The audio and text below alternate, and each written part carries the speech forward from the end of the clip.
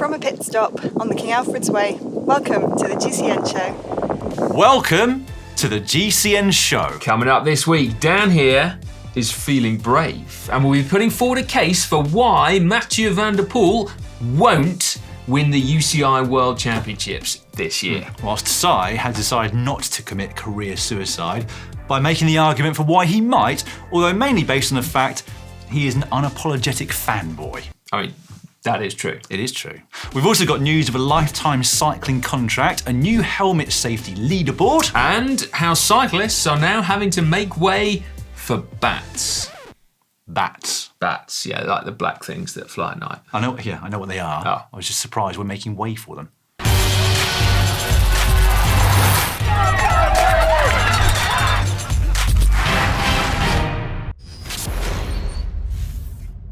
This week in the world of cycling, we learned that both Grace Brown and Remco Evenepoel are the undisputed king and queen of time trials, winning the World Championships at the weekend to add to their Olympic gold medals from August. Yeah, for Grace Brown, that is quite the mic drop, isn't it? Because she is set to retire at the end of the season and will now have a gold bike covered in rainbows on which to ride to the coffee shop on forevermore. We also learned that the hunt for aerodynamic performance has just taken another step too far with the RAF 1 aerodynamic backpack. I mean, leaving aside that it looks utterly ridiculous, it also seems fundamentally flawed, doesn't it? Seeing as it serves both as a fairing, but also, in order to hold its shape, a parachute as well. Yeah. That is coming to Kickstarter soon. Oh, good. For those of you that don't care about either performance or looks, it would seem. We also learned this week that the number one ranked female climber on Strava, Illy Gardner, has just been QOM hunting over in Italy. Yeah, she added the Stelvio, the Jow, and also the Zoncolan to her considerable stash of 10,055 QOMs. On the Zoncolan as well, she beat none other than Annemiek van Vleuten and sits in 10th overall. From anybody that's ever done it. Yep. Wow. Yeah. Illy was a pro, but decided that lifestyle wasn't for her.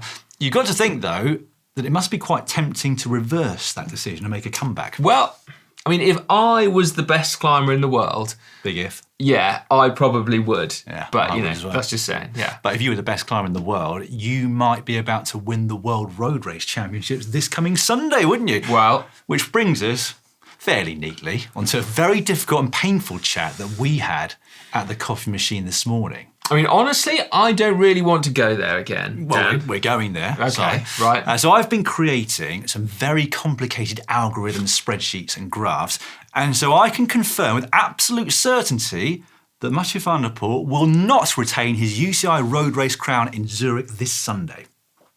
You sound very confident in this, Dan. I mean, given that Van der Poel is targeting this race, your confidence seems potentially misplaced. Are you willing to put anything on this? I would put a fiver. A fiver? On this. Yeah. That's, I mean, I thought the way you were talking, you'd put like your house on it or something like that. I'll go up to a tenner. A tenner, I'll go up to a tenner, okay. yeah. Anyway, further to our coffee machine chat, sort of sat beavering away at my laptop, looking at all the races that Van der Poel has won on the road, how much elevation gain there was at each one, and how much elevation gain per kilometre there was.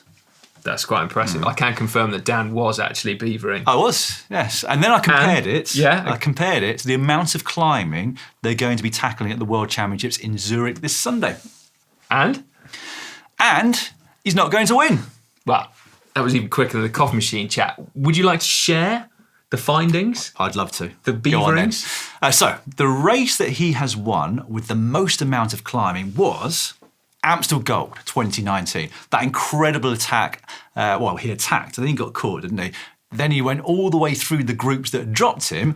About 100 of them there were. Yeah. And then he outsprinted everybody at the end, didn't he? Yeah. I mean, who can forget that? One of the most memorable races of all time. Frankly, one of the greatest single performances of all time. Easy, Tiger. I mean, it was memorable, but only 3,500 metres of climbing over 266 kilometres. Okay, and how much is there on Sunday? Si, let me show you my bar graph I'll put it on the screen for viewers to look at right now. Will you, or will Isaac Edits RV be the one putting it up? Yes, Isaac. That's a joke from last week's show, in case you missed it. Anyway, there is the graph on the screen now. Thank you, Isaac. So the blue bars are the metres of elevation gain for each of the races that he's won, except for that last one. That's the Worlds this Sunday. Quite a big jump, I think you will agree. It is, yeah, I will give you that. What are the little red ones? The red ones are metres of elevation gain per kilometre of race, to give a bit more context as to how hard each race was for the distance. And this is where my abilities with spreadsheets and graphs fell down slightly, because the scale that you can see there is not very clear. No, not but really. I can tell you there are 16.42 metres of climbing per kilometre at the Worlds this coming Sunday. Okay. And only 4 of his wins, of the total of 45, had more elevation gain than that per kilometre. Okay, what were those 4 wins? From memory, sorry. Tour of Britain, Stage 4, 2019, 16.76 metres per kilometre, but 100k shorter than Sunday's race, and not quite as competitive in terms of the field, obviously. No, okay. Strade Bianche 2021, 16.85 metres per kilometre, but 90k shorter. Okay. The Baloise Belgium Tour last year, 18.5 metres per kilometre, but 100k shorter, that one. Okay, but like 18.5 metres per kilometre in that Belgian Tour stage versus 16.42 this Sunday. Yeah. Yeah. And then the fourth one, finally, the Tour of Luxembourg, Stage 1, which was 16.46 metres per kilometre. Okay, and that was... That was just under a week ago. Okay, so just under a week ago, he won a race with almost exactly the amount of climbing per kilometre as this year's World Championships. And a year ago, he won a race with way more metres per kilometre than this year's World.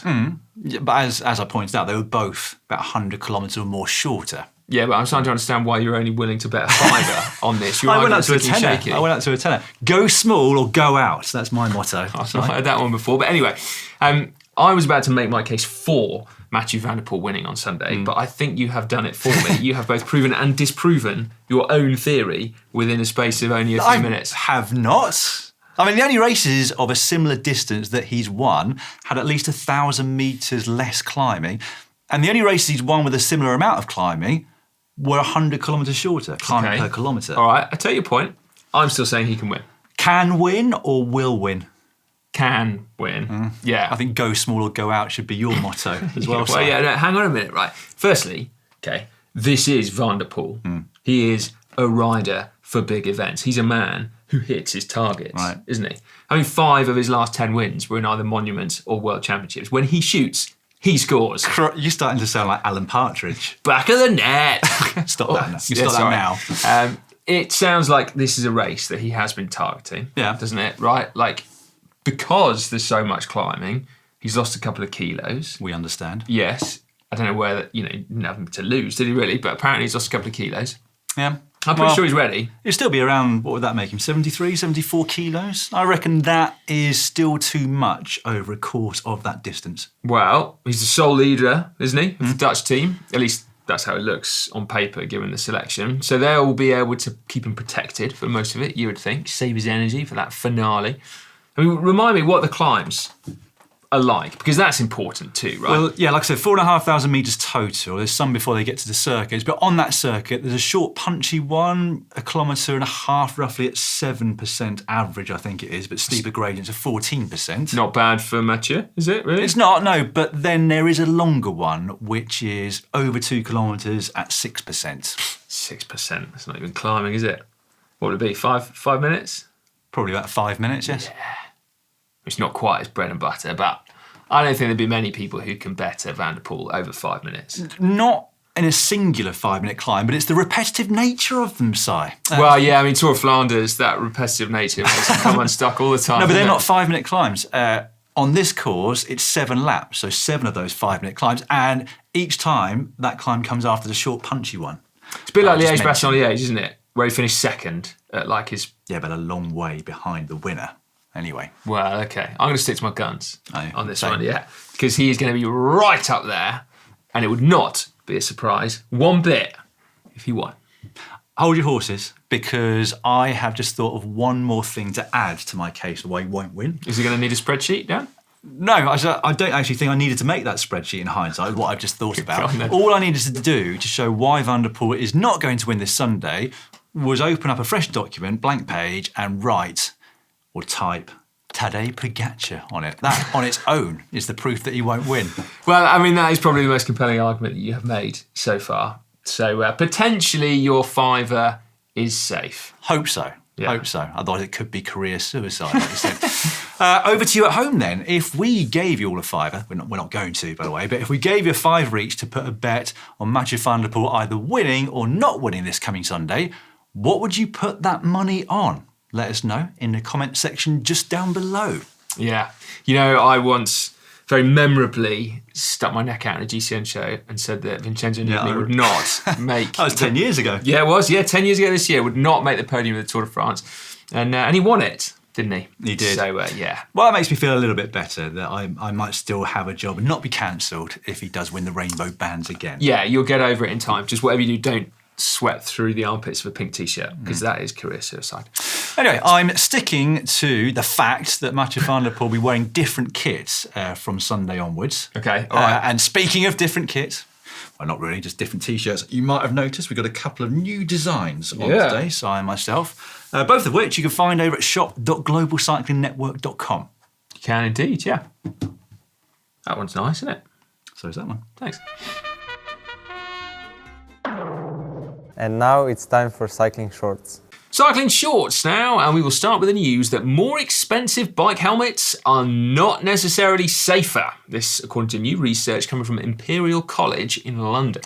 This is not new news, but it's always nice to hear, Yes, isn't it is, yeah. The researchers have created a new test protocol of putting helmets through their paces, having looked at data from real-world crashes, and rather than current sort of pass or fail helmet safety standards, they aim to create a leaderboard for the safest helmets. Yeah. Now, I think this is an interesting one, right? So every helmet manufacturer that I've visited... Which is how many have you visited? Two. Two. I visited two, yeah. Anyway, they did far more testing than just the basic ones. But where I think it gets interesting when you talk about like one helmet being safer than another is that those helmet brands weren't legally able to talk about safety. So I don't know quite why, but I think there's always this disconnect between any lab test and then whether something can actually be observed in real life data. So I think ultimately if you say something is safer but you still have a horrific accident and end up with a traumatic brain injury or death or whatever. I'll take your point. It's Good tricky. point, well made. Thank you very much. But back to the original point about more expensive not being safer, that's a good message. It is a good message, isn't it? Particularly, actually, in a week where a UK active transport charity, Sustrans, have said that 2 million Brits are now priced out of cycling. Yeah. Now, that is a headline which needs a bit of explaining, isn't it? Because as we've seen in recent weeks, on GCN, no less, you can buy bikes and accessories cheaply and have a great time on your bike. But what this specifically means is that people on low to no income can't get the benefits of buying a bike using their pre-tax salary. So they effectively don't get the discount that other people who earn more can. However, we shouldn't sidestep the issue, should we? I mean, this is a problem, and hopefully people in power are listening to it. Well, this is the GCN Show side. Yeah, well, that is true. They weren't listening before, they will be now, surely. True. Hopefully like Mathieu van der Poel is listening and now has an axe to grind and a point to prove. Moving on from van der Poel to his rival, Wout van Aert. He has just, rather strangely, in my mind, signed a lifetime contract. Yes, which is not something I'd heard of before. No one offered you one, did they? No, I'm sort of hoping to get one after this show, immediately after the show, actually, after we've recorded it, before it goes out. Yeah. Anyway, the always informative and knowledgeable Inner Ring posted a blog to their site last week, and in it claimed that Chris Froome and Mike Woods have retirement contracts with Israel Premier Tech, which allows them to race for that team as long as they wish to. Crikey. I've not heard that. That's a good deal if you can get it. Yeah, we should try and get one of those. Yeah. But you do have to imagine there are a lot of clauses and fine print in that new Wout van Aert contract. Not too fine in the case of Chris Froome, is it, really? I mean, back to the new contract, I hadn't heard of it before, and I think obviously it has to work for both parties, doesn't it? I was listening to the What's Occurring podcast on the way in this morning, and Luke Rowe was speculating there'd be perhaps a diminishing annual salary for Van Aert, but an increasing bonus scheme, meaning that the team aren't over the odds paying him if his results drop off a cliff. Fair enough. Yeah. I mean, because you got to think, haven't you? If you sign a lifetime deal, you could just take your foot off the gas and be like, I would. Quid's it. Just be on the beach. Don't offer down a lifetime contract. I actually was looking at some stats on lifetime contracts, okay? Here in the UK, 42% of lifetime contracts are broken. And in the United States, it's 50%. You're talking about divorces. I am talking about divorces, yeah. That would be quite the headline, wouldn't it? Yeah, it would. Wout van Aert and Visma-Lease A Bike set for divorce. Although, to be fair, that is pretty much what happened with Van Aert's previous team, wasn't it? They had a non-acrimonious separation and it all ended up in court. It did indeed, yeah. Yeah, squabbling over like who gets the house and yeah, all sorts. Right, moving on from divorce. Next up, cyclists, as we've often said, are the forgotten road user. And it turns out that not only do we come second to cars and second to pedestrians, we also come second to bats. Bats? Bats, yeah. Now, okay, I'm smiling. It's not actually a joke. I don't believe for 1 minute that we do come second to bats. But forgive us for talking about a bit of very local news. A bike path, which I use every week, part of the legendary Saturday morning cross ride, has been closed for a year due to a major development, okay? The plans for how my new bike path will look when it's finished have been causing a bit of controversy, okay? Because it's only 3 metres wide as a result of a 6 metre wide backed corridor that it sits next to. Crikey. No wonder there's been a lot of controversy. Oh, yeah. Apparently, this was agreed 3 years ago, Apparently. so it's a bit late to change, isn't it? But if anything, it serves as a reminder of just how difficult planning decisions can be and how much compromise needs to be made. Yeah. I mean, to be honest, I'm actually not sure I disagree with prioritising bats. Like, I think they're a fairly marginalised bunch of individuals, aren't they? I'm just frankly excited to get any kind of bike path back. Now, loads of you are out every week doing amazing, inspiring rides for charity. Lachlan Morton, still going on his lap of Australia, by the way. As we film this, he's in Perth on the west coast, 61% of the way through, and seemingly gathering momentum, having racked up a number of 600 kilometre plus days. Do you reckon Mark Beaumont is starting to get genuinely worried at this point? Worried that you're going to insult him again? Yes, in the next interview. Hopefully I won't do that again. Not again, no. Anyway, as well as Lachlan, we want to give a shout out to Steve Eastwood, who's tackled the Facey 50. 50 climbs on a brutal looking 400k ride, which had 10,000 metres of climbing. Oh yeah, hats off. He was raising money for the Home Valley Mountain Rescue Team. Very worthy cause. Just looking at his Strava map makes me feel anxious. Same. Oh my goodness me, yeah. It's like a little scribble, like one of those. Right, just before we move on, we would like to ask you for your help. Oh yes, please. Yes we would. Now some of you, probably not many, but some of you will be aware that we, GCN, now offer bike insurance in the UK and over in the US. But we've got a slight problem, haven't we? Do, yeah. We're not great salespeople No. at the best of times, are we? But selling insurance, I mean, how the hell do you make that sound interesting and exciting? Exactly, which is why you come into the equation. We want to know your experience of having or not having insurance for your bike, the theory being that you'll basically be able to do our job for us. Genius. Genius, yeah. Lifetime contract coming down today. In a couple of weeks, we hope to read out some of the best and I suppose, on the flip side, worst stories, which will hopefully help sell how important it is to have insurance and put the fear into anyone without it. Simples. I don't think we're going to be allowed to do the meerkat stuff. I'm glad you recognise that. I reckon there's a copyright on that or something. I'd imagine there is.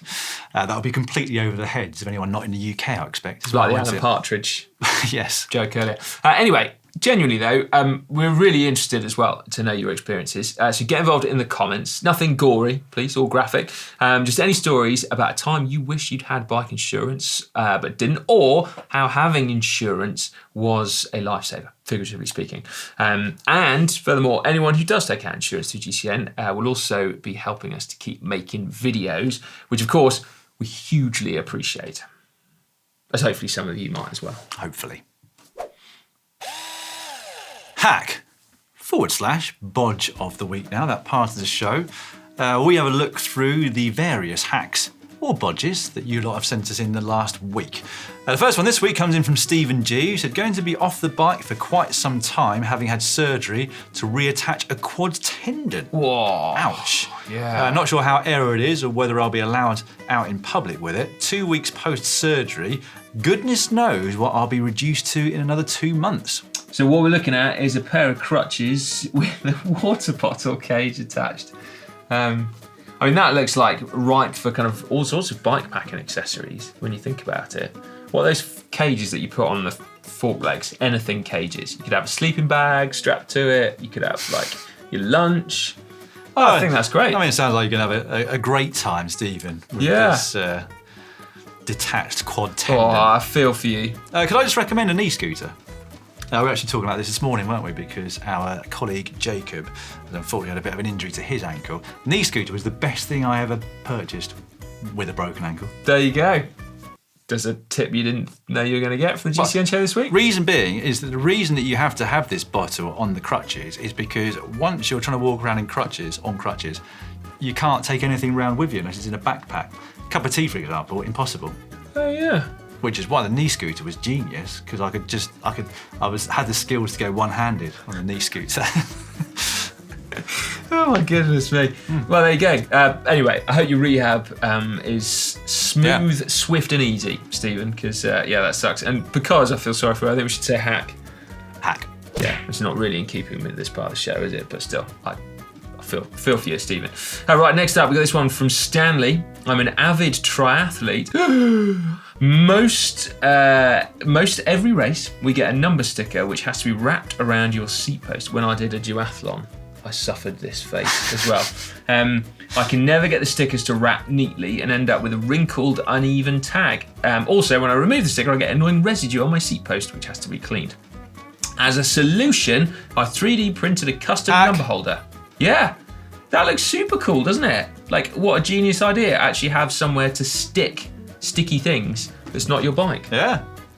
And it's good, isn't it? Hopefully you can then remove it swiftly, as opposed to what most triathletes seem to do, which is to leave all their numbers on their bikes. No. Just ride around on it, yeah.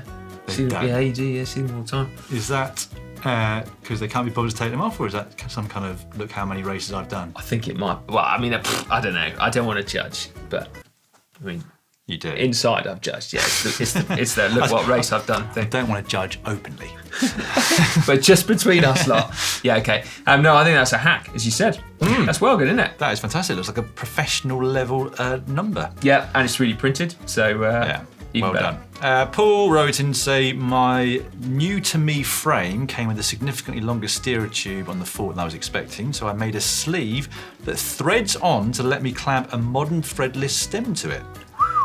So, for those of you not familiar with that type of bike, so you basically, the fork has a thread on it that you then like tighten a nut onto, and then the stem like fits into the fork, doesn't it? Quill. A quill stem, thank you, Dan.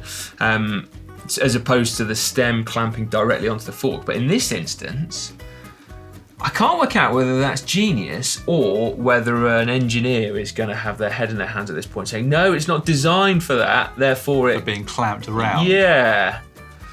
Well, I mean, I'm going to say this even though As a structural engineer. Yeah, even though I've got no qualifications at all. I sort of presume that if it's got the structural integrity to have a quill stem expanding out, it's hopefully strong enough to have something wrapped around it clamping on.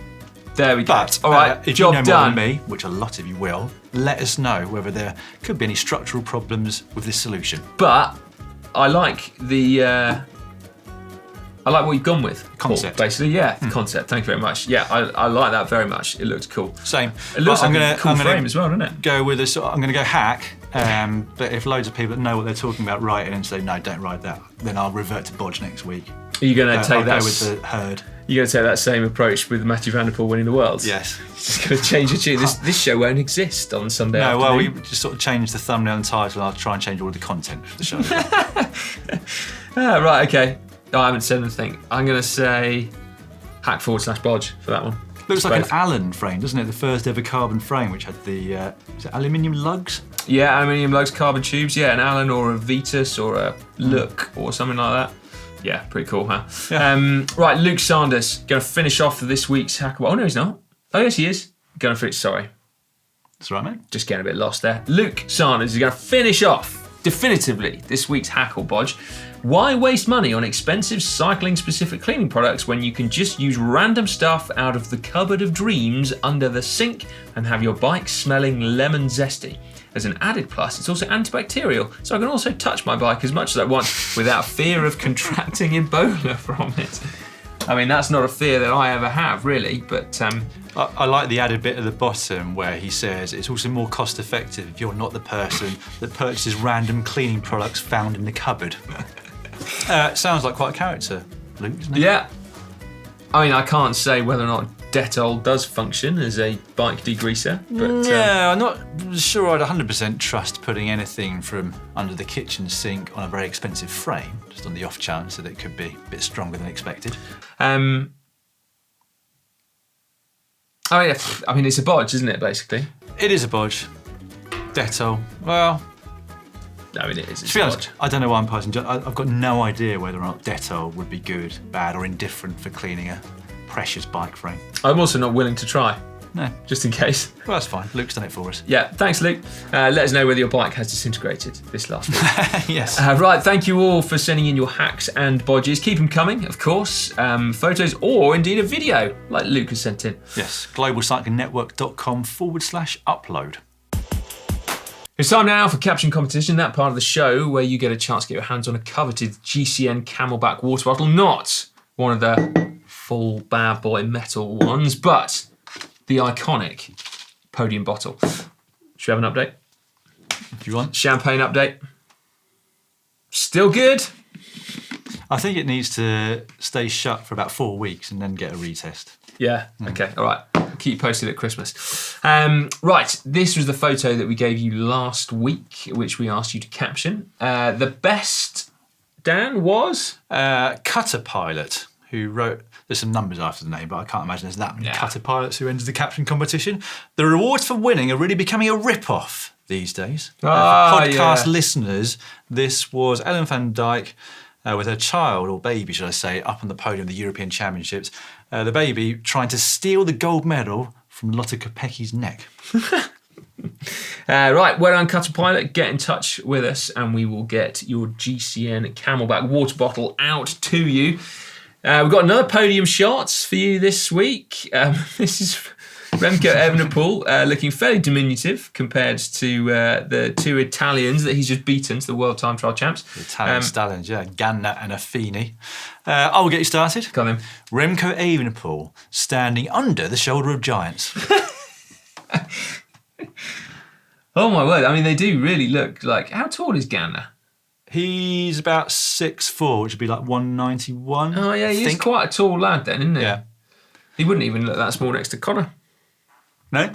Right, that was a good one, Dan. If you think that you can beat Dan, or even equal it, actually, this week, because you have set the bar high, stick your caption in the comment section underneath this video, and we'll pick a winner next week. A few of the favourite comments that we picked out from the last week's worth of videos now, before we let you know what's coming up on GCN this week. Firstly, from underneath last week's GCN show, this came in from Jimstay85. Jimster? I confess, I was an ignorant motorist who would say and think all the cliches. They shouldn't be on the road, they should pay road tax, the roads are for motorists, not bikes, etc. Then I decided to give it a go. Now I ride to work, lost weight, fitter than I've ever been, save money, feel happier. I still own a car for convenience, although it's not that convenient when I spend a lot of time stuck in roadworks or congestion. I'm a car driver who now thinks, yeah, ban the tin boxes from cities. Better yet, raise road tax to pay for better cycling infrastructure. The savings will pay tenfold. Amen. Jimster. That's really cool, isn't it? Properly cool. I'd love to know what the catalyst was for giving it a go. But anyway, fantastic. Makes me feel like positive, you know? That's fantastic. Next up, we got this one from Bra. No, Bra. Okay, there we go. It's remarkable that car drivers see these cyclists as one homogenous group, but have no problem separating the masses of speeding, rule-breaking and illegally loud and obnoxious motorists from themselves. That is true, isn't it? But then I guess we're probably all guilty of that, right? Like, I look at those people riding bikes, like, breaking all the rules and think, well, they're not like, they're not like me. They're just like a whatever. But, it's self-preservation, I suppose, isn't it? Probably is, yes. Meanwhile, where am I? You, down with PJC, but let's implement road tax. Find the most vocal bike hater and ask him to set the rate for cyclists. With this as a base, determine the tax for cars, trucks and buses based on their relevant axle weight. It used to be done on relative axle weight, didn't it? I think many years ago. Did it? Yeah, no, I think now it's done on emissions. But yeah, I mean that would be interesting, wouldn't it? And then lastly, I wanted to pick this comment out from William Fowler, who I can't read out your entire comment, but I just want to say thank you very much for it. William said, while I understand why CY doesn't like commercial plantation forestry, I don't agree with his statement about it limiting biodiversity. Anyway, William then sets out very neatly a case for why it is actually good for biodiversity and why forestry is actually very good as a reason to use the land, basically. Did he agree that it makes for great single track as well? We didn't even get on to gravel or mountain biking, but anyway, there we go. So thank you, William. I appreciated that. Timbuktu, underneath We Rider Tour de France winner's old bike, Is It Still Fast? Said that they've got an SL5 tarmac, also replaced the Pressfit BB with a threaded one. The cups don't thread into the frame. The left cup threads to the right cup in the middle of a tube attached to them. Also good for perfect alignment. Yeah, thanks for that. There was a threaded bottom bracket on Contador's bike. And I was wondering how it was done, but there you go.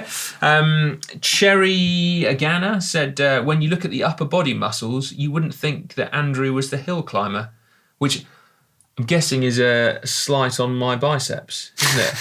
So inadvertently, perhaps. Yeah, or maybe purposely. I mean, you might not think that looking at the upper body muscles, but you would definitely think that if you looked at our ankles, wouldn't you? Basically, so or if you watch them ride. Thanks, Dan. My pleasure. Can we ride 88 kilometres in under 2 hours? London to Brighton record attempt, should I say? Ian Stretch said, yes, guys, that's me with Hank. It was amazing meeting you all. Thanks for taking the time. Cycling and GCN saved my life. I really mean that. Before cycling, I struggled with so much in life, but finding the sport and then GCN was a game changer. Love you all. Crikey, so I pulled that one out when he just read it. Yeah. That's incredible. So cool. Yeah, it was great to meet you, Ian. And just brilliant. Thanks for letting us know.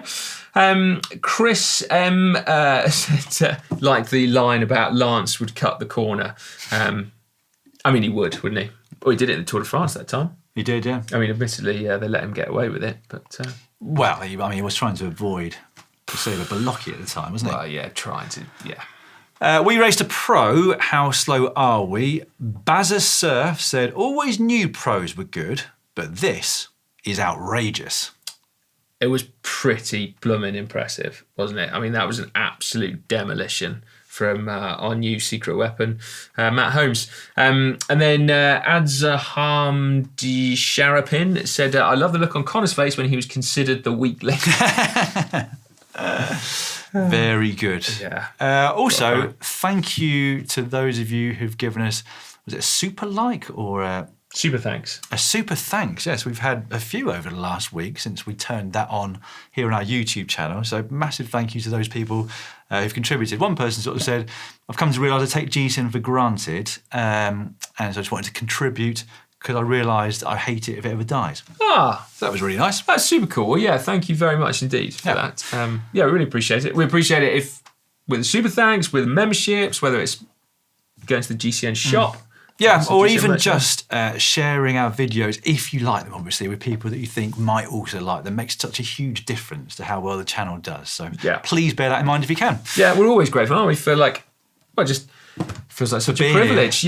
For watching them, for commenting. It's all really cool, isn't it? And it's so cool to meet people out and about as well that have enjoyed the videos over the years. Basically, it's up to you whether or not we get lifetime contracts, isn't it? No pressure. Right, what's coming up on the channel this week? I'll start with Wednesday, where we're looking at the worst mistakes a beginner cyclist could make. so that you don't have to make them if you're just getting into the sport. On Thursday, 13 things I wish I'd known about Zwift. That's right, yeah. And then, so Ollie and Alex and Hank are currently in what can only be described as a complete and utter cycling paradise, but yet pretty much none of us had ever heard of it. Anyway, they're heading, they're currently in northern Italy, and there'll be a video with you this weekend. We're pretty jealous, aren't we, that we missed out on that one? Quite annoying, because it sounds absolutely amazing. Although you have been to this cycling paradise before, haven't you, Dan? Because rumour has it, you have a Strava KOM outside where they're staying, which is the clubhouse. So... yeah, they won't get that one. No, I don't think they will. I mean, I think it might be one of those ones that was done in a race and is now against the speed limit. In a race on closed roads. Yeah. Yes. Probably through a load of traffic lights. Yeah, getting a sticky bottle. All right. Probably was. It's on Saturday. And on Sunday, how slow is a gravel bike? Yes, I had a lot of fun filming this one. Out with power meters and various different bikes and wheels and stuff like that. It was good. We also thought we'd give a shout out to over on GCN Tech. A clean chain versus a dirty chain. How much power does a dirty chain lose you? I'm blooming fascinated to know this one. Well, yeah. Do you need to get the Dettol out or not? That will be answered in the video on GCN Tech this coming Sunday. My money is the conclusion is you need to wax your chain, because that's the answer to everything. Well, that's Ollie's answer to everything. That is Ollie's answer to everything, yes. Yeah. Right. I think that brings us to the end of the show this week. Don't forget to get involved in the comments. Let us know what you would do with your $5. Would it go on Mathieu van der Poel winning or not winning? I'm looking forward to the race in this weekend. It's going to be a cracking race, yes. It's good, as we said. Well, and the women's one as well. It's going to be Puck Pieterse. My money's on her. Yeah, I mean, she's not probably top 3 favourites, but perhaps she should be. The one thing with the women's race is that until next year, there's no separate under-23 category, so that is fought for within the elite women's race, which obviously sort of can change tactics a little bit, because if one under-23 rider gets into the leading group, they might just sit on thinking, I'm sailing my way to gold medal in the under-23s, or whatever the tactical outcome might be. But worth bearing in mind, from next year in Rwanda, there'll be a separate under-23 women's race finally. We need to go to the Rwanda World Summit. That'd be amazing. Murder Kigali, isn't it? Yeah. We should point out, by the way, that if you want a full preview of the World Championships, there's one over on GCN Racing, isn't there? Yeah. In that one, I said Van der Poel's going to win, just to cover bases.